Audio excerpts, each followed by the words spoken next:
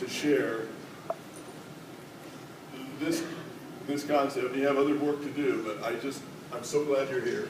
Thank you so much for doing this. I just admire you so much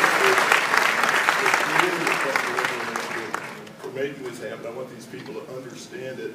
I didn't understand it before, and now it changed me. It's made me able to challenge myself to do more. I want them to challenge themselves to do more. Thank you, Bill. Thank you. Well, first of all, Happy New Year. And I'm glad to be here today. I actually got a pass from the Secretary of State to come. You're laughing, but my wife actually has a traveling job, and she's gone all the time. She's going back to Africa next week, and so we try to keep the weekends in Violet. We spend them at home together in New York, and January and February are normally just horrible months in New York. It was 55 and sunny today when I left. And Hillary said, "You're being punished for leaving me on the weekend." And I said, "Well, but if I stayed, I'd leave you for the golf course, maybe." So we laughed about it, but actually, she loves like Bill and Tanny and Stephen and Brandon and Jerry and all of the people involved in the Starkey Foundation do, and I'll say more about that in a minute. I'd like to thank my friend Marlee Matlin for being here today. She's a great actress and a great person. Yeah, you can clap for that.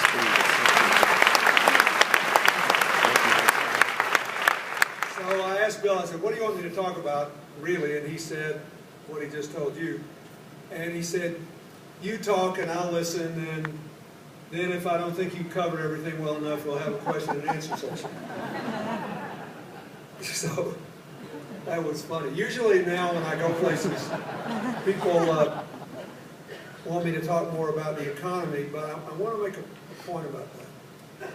We had a good jobs report last month, and we're sort of crawling back to normalcy in America. If you want it to happen faster, we have to resolve the mortgage overhang. We have to work that through quicker and get the banks back in the business of being banks and loaning money to people like you who do business.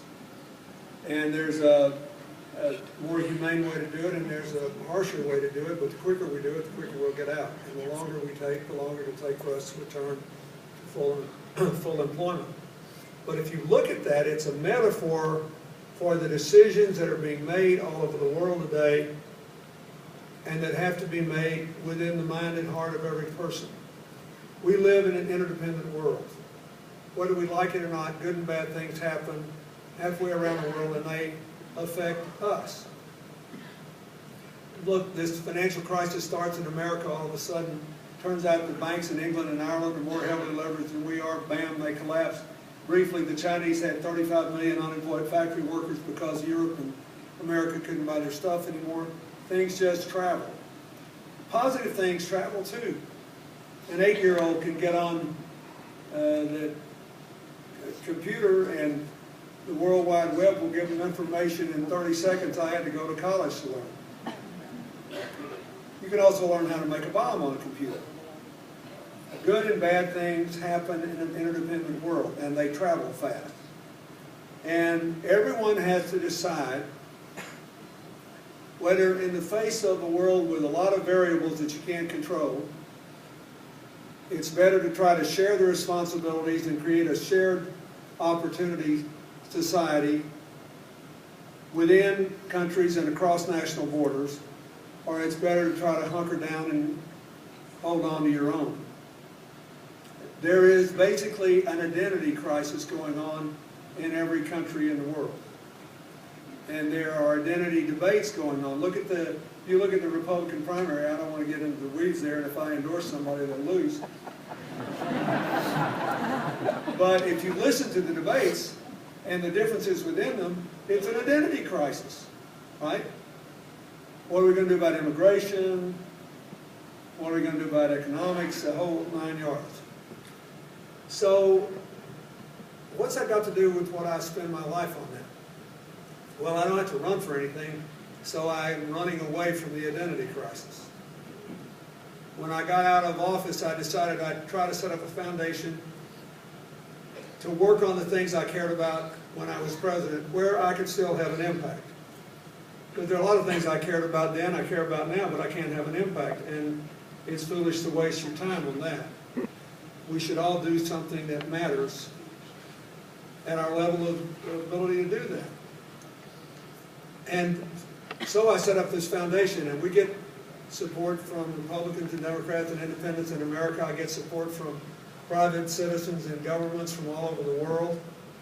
And I just tell people, we're in the solutions business. We're trying to figure out what are the challenges we face, where can we have an impact, and what can we do that actually makes a difference.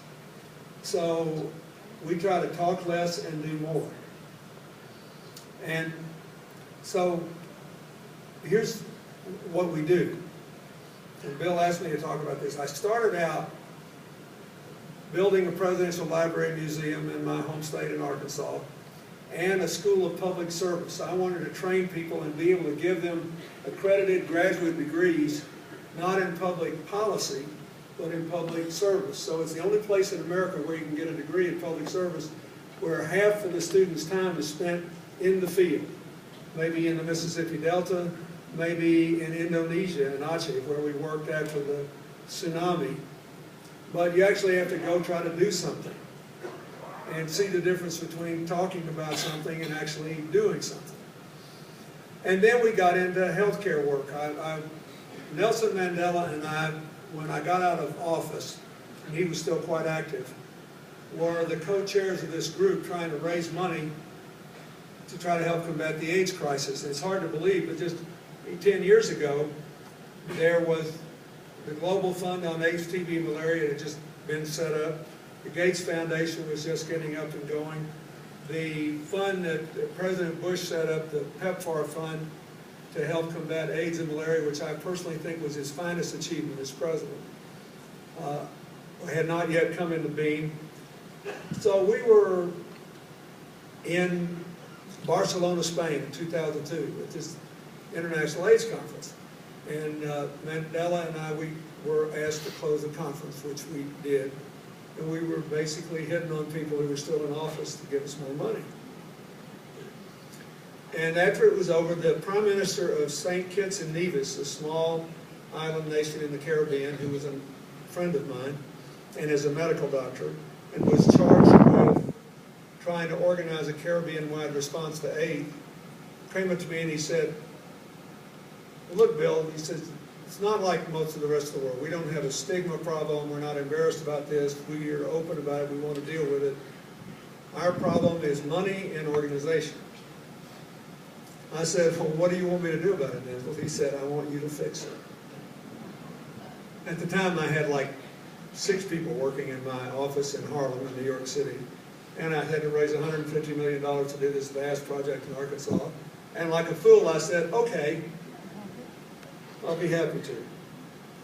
So I called a man who'd worked with me on healthcare and on e-commerce in the White House, Ira Magaziner, whom I've known for 40 years, and I told him what we were asked to do, and I said, "I want you to come help." 10 years later, we have more than 1,000 employees just in our Health Access Initiative. And we started in the Caribbean, as we had been asked to do. We began in the Bahamas, which was the wealthiest country in the Caribbean, and it already had the money to buy medicine to treat a small percentage of the people who needed it. At the time, generic AIDS medicine cost $500 a person a year. And believe it or not, it sounds like a lot of money, but we were dealing with a lot of countries whose per capita income was less than $1 a day. And if you had 5, 10, 20% of the population HIV positive and needing that medicine to stay alive, that was a lot of money. And there were almost no children getting treatment. And a lot of kids were dying before their 5th birthday just because they were born with the virus because their parents had it. So, we started looking at this. And we realized, first of all, the supply chain was all screwed up. And that people in the Bahamas were buying this $500 medicine for